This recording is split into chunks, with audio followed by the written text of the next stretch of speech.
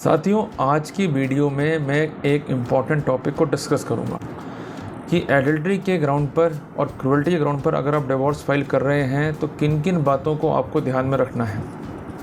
और मैं डिस्कस करूंगा आज की वीडियो में एक प्रैक्टिकल केस को जो मैंने खुद ने लड़ा था, जिसमें एडल्ट्री को कैसे प्रूव करना था, उसके पैरामीटर क्या थे, उसको हमने एम्फेसाइज़ किया।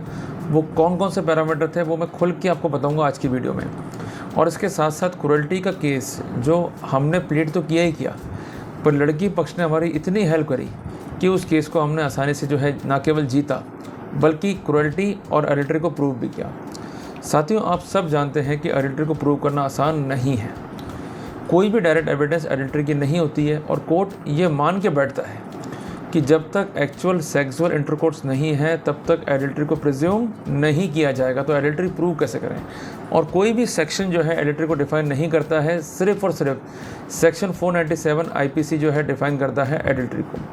तो मोटी मोटी बात यह है कि एडल्ट्री क्या है कि अगर कोई विवाहित कपल में से कोई एक व्यक्ति, चाहे वो मर्द हो चाहे वो औरत हो, किसी पराये पुरुष के साथ उस मैरिज के सब्सिस्टेंस के रहते हुए या उस मैरिज के सर्वाइव करते हुए कोई शारीरिक संबंध स्थापित करती है, तो इस सिनेरियो में वो कंसर्न्ड पक्षकार या कंसर्न्ड व्यक्ति जो है वो एडल्ट्री का दोषी है।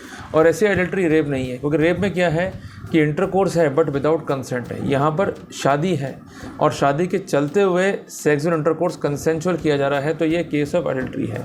ये दोनों में जो है बेसिक डिफरेंस है।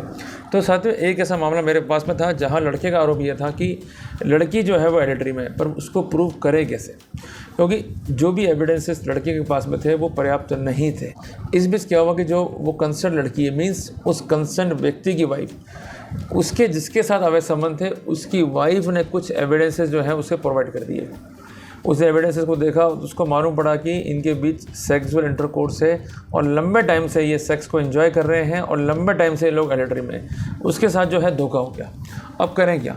तो सबसे पहले उसने उन एविडेंसेस को उस कंसर्न लेडी से, जो उस कंसर्न एडल्टर की वाइफ है, सबसे पहले सीडी में लिया। उसके बाद उसका कराया टेक्निकल एग्जामिनेशन साइबर एक्सपर्ट से, और साइबर एक्सपर्ट ने अपनी ओपिनियन में स्पष्ट रूप से लिखा कि जो ये LSCD है ये टैम्पर विद नहीं है और जो भी कंटेंट है वो टैम्पर विद नहीं है। और उसने CD को एक प्रॉपर तरीके से पेश करने के लिए भी कंसर्न पिटिशनर को जो है सौंप दिया। अब यहाँ पर कंसर्न जो साइबर एक्सपर्ट था या टेक्निकल एक्सपर्ट था, उसने एक समझदारी करी कि उसने CD के साथ साथ एक पेन ड्राइव भी जो है कंसर्न पिटिशनर को बना के दी, और उसके साथ साथ उसने 65B इंडियन एविडेंस एक्ट का प्रमाण पत्र भी कंसर्न व्यक्ति को दिया। उसके बाद ये मामला जो है स्टार्ट हुआ। कंसर्न जो लेडी है, मींस उस पिटिशनर की वाइफ, वो अपीयर हुई, कंसर्न जो एडल्टर है वो अपीयर हुआ, और दोनों ने ये कहा कि हम एक दूसरे को नहीं जानते हैं, ये आरोप झूठे हैं। अभी तो वास्तविकता ये है कि जो एडल्टर की वाइफ है और जो मेरा पति है, ऐसा आरोप था उस लेडी का, इनके बीच अवैध संबंध है, और उन संबंधों की पूर्ति के लिए चूँकि ये विवाह करना चाहते हैं तो इन्होंने हम दोनों को टारगेट करके हमारे विरुद्ध जो है झूठा मुकदमा केवल और केवल हमें बदनाम करने की नीयत से दर्ज कराया। साथियों, इस केस में जो कंसर्न बॉय था उसने अपने बयान कराए, जो उसके फादर थे उसके बयान हुए, और जो साइबर एक्सपर्ट था उसके बयान हुए। डिफेंस या जो लड़की है या जो कंसर्न एडिटर है, उनकी वैल्यू का एक ही स्टैंड था कि ये पूरी की पूरी CD जो है वो मैनिपुलेटिव है, ये फ्रॉड है, फैब्रिकेशंस है, और हमारे साथ जो है छल किया जा रहा है, हमारी मानहानि जो है कारित की जा रही है। उन्होंने रिकॉर्ड पर ऐसा कोई भी काउंटर FIR या कोई काउंटर सर्टिफिकेट साइबर एक्सपर्ट का नहीं रखा जिससे इस बात को ये स्टैंड कर सकें कि वास्तव में ये CD फॉर्ज या फैब्रिकेट है।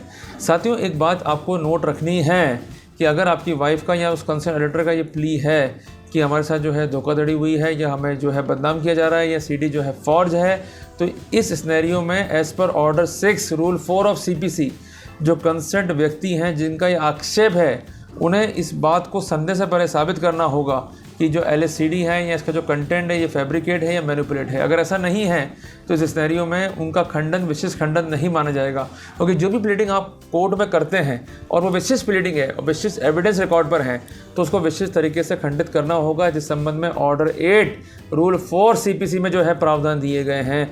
सिर्फ कह देने से आरोप खंडित नहीं होते हैं। आरोप अगर विशिष्ट हैं और सपोर्टेड बाय एविडेंस है तो उन्हें खंडित भी करना होगा।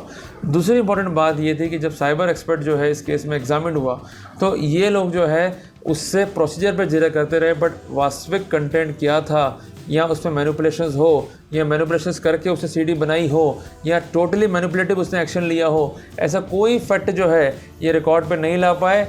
आलतू फालतू के जो है क्वेश्चन पूछते गए तो उसका बेनिफिट जो है पिटिशनर को वहाँ पर मिल गया। सबसे इंपॉर्टेंट बात, जब लड़की के बयान हुए और लड़की कहते कि मैं इसको जानती नहीं हूँ, बट ऐसे 3 एविडेंस कोर्ट में थे जो उस फैक्ट को सस्टेन करते हुए ले गए कि कंसर्न गर्ल जो है ना केवल जानती है अपितु एडल्ट्री में है। सबसे पहला इंस्टेंस, जब वो जानती नहीं है तो उसका पूरा परिवार और वो खुद फेसबुक से उस लड़के से जुड़ी हुई कैसे है, और उसके कई फोटोग्राफ पे, इवन उसकी फैमिली कई फोटोग्राफ पर उस एडिटर ने ना केवल कमेंट किए अपितु लाइक भी किए। ये एक इंपॉर्टेंट एजेंडा था जो रिकॉर्ड पर रखा गया। सबसे महत्वपूर्ण बात कि जो भी फैब्रिकेशंस हैं, हमने स्पष्ट पूछा कि आपने उस संबंध में हमारे खिलाफ कोई एफआईआर दर्ज कराई या ऐसा कोई कार्रवाई दर्ज करी हो कि इस पर पुलिस जांच करे और निष्कर्ष जो है ड्रॉ करे, तो उसका कहना था कि ऐसे कोई एफआईआर दर्ज नहीं कराई है। मैंने कहा कि आज आप साइबर एग्जामिनेशन के लिए तैयार हो? उसने कहा मैं तैयार नहीं हूँ। इससे अपने आप में कोर्ट ने इन्फ्रेंस ले लिया कि जो आदमी ये कहता है कि ये डॉक्यूमेंट झूठे हैं, जब कहा गया कि आप साइबर एग्जामिनेशन कराइए धारा 45 इंडियन एविडेंस एक्ट की लाइट में, तो बिल्कुल स्पष्ट रूप से मना कर दिया गया। तो सेक्शन 114 इंडियन एविडेंस एक्ट का वहाँ पर इन्फ्रेंस भी जो है ड्रॉ हुआ। साथ ही सबसे इंपॉर्टेंट बात कि लड़की के अकाउंट से कुछ ट्रांजेक्शन लड़के अकाउंट में थे। जब लड़की से उसका अकाउंट नंबर पूछा गया तो स्पष्ट उसने मना कर दिया कि भाई ये अकाउंट मेरा नहीं है। पर जब इस संबंध में डॉक्यूमेंट रखे गए तो लड़की थोड़ा सा हिल गई, परेशान हो गई और अंततः उसको कई बातों को स्वीकार करना पड़ा। तो बातें वो छुपा के चल रही थी। और इसके अलावा जो एडिटर एग्जामिन हुआ वो सब कुछ जानता है, लड़की के परिवार के बारे में सब कुछ जानता है, लड़के के परिवार के बारे में। कहते हैं कि झूठ के पैर नहीं होते, पर यहाँ पर तो जो मूर्खताएं एडल्टर ने और उसकी कंसेंट सो कॉल्ड गर्लफ्रेंड ने करी, उसका उन्हें खामियाजा भुगतना पड़ा और उसका डेफिनेट फ़ायदा जो है पिटिशनर को वहाँ पर जो है प्राप्त हुआ। पिटिशनर आसानी से उन स्टेटमेंट से ये प्रूव कर पाया कि कनेक्शन है, तभी जानकारियाँ हैं। तो कहने की बात यह है कि जो भी आप चीज़ें रख रहे हो, सबसे पहले तो आप अश्योर कर लो कि वो प्राइमरी एविडेंस है या सेकेंडरी एविडेंस है। मैं बात कर रहा हूँ एडिटर की, क्योंकि एडिटर में अगर डायरेक्ट एविडेंस नहीं है। और इसमें क्या था कि जो एलिस रिकॉर्डिंग थी वो करी है उस एडिटर की वाइफ ने, उसने फिर अपने मोबाइल में ली, उसने फिर सीडी में ली, फिर सीडी उनको भेजी। बट प्रॉब्लम क्या थी, before the court electronic evidence manipulation हो सकते हैं, इस पर आसानी से बिलीव अपॉन नहीं किया जा सकता। तो लड़के ने क्या कहा कि टेक्निकल एक्सपर्ट की बयान कराए, उसने सर्टिफिकेट जो है कोर्ट में रखे 65 भी इंडियन एविडेंस एक्ट के, तो उसका डेफिनेट फ़ायदा जो है वास्तव में उसको मिला। और लड़की ने जो झूठ बोले उसमें जो खामियां रही उसका फ़ायदा भी जो हमें मिला।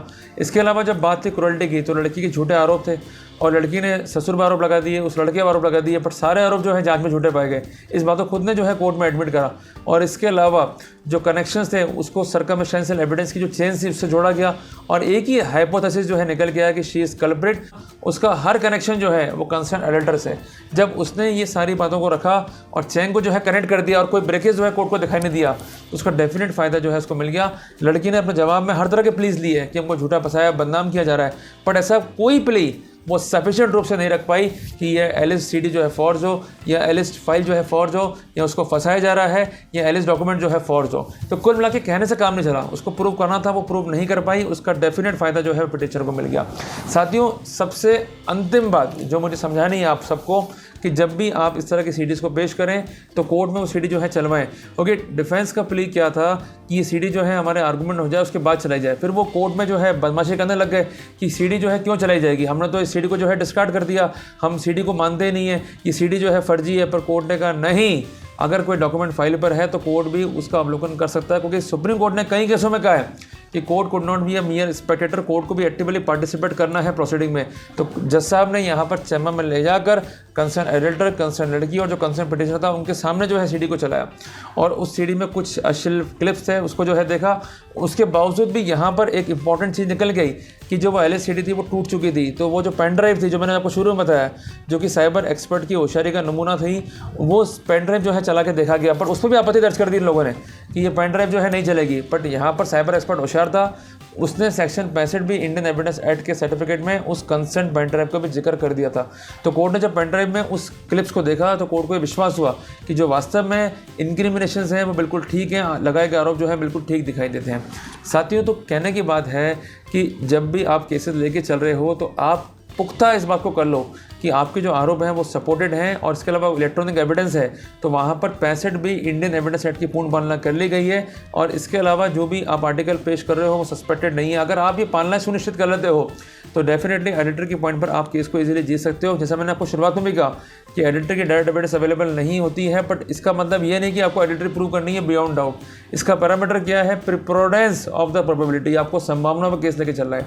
अगर आप वो संभावना रखते हो कि जिसके आधार पर कोई भी ऑर्डनरी प्रूडेंस का मैन इन्फरेंस ड्रॉ कर सकता है, तो आपको आसानी से तलाक एडिटर के पॉइंट में मिल सकता है। और इसके अलावा लड़की ने जो गलतियां करी कि झूठे मुकदमे करे, झूठे आरोप लगाए, और खुद ने माना कि मैंने झूठे जो है आरोप लगाए और वो आरोप जांच में जो है झूठे पाए गए, तो झूठे आरोप लगाना, imputing false allegation also constitute the cruelty against the concern person. तो साथियों, इस स्थिति में हमको जो है डेफिनेटली इसका फ़ायदा मिला। तो मेरा आप सबसे कहना यह है कि एडिटर के पॉइंट में अगर आप केस को लड़ रहे हो तो इन बातों को ध्यान में रखते हुए चलो, तो डेफिनेटली आपको सक्सेस भी मिलेगी और डेफिनेटली केस आपका स्ट्रॉन्ग भी रहेगा। तो साथियों, मिलते हैं एक नए अपडेट के साथ। तब तक के लिए जय हिंद, जय भारत।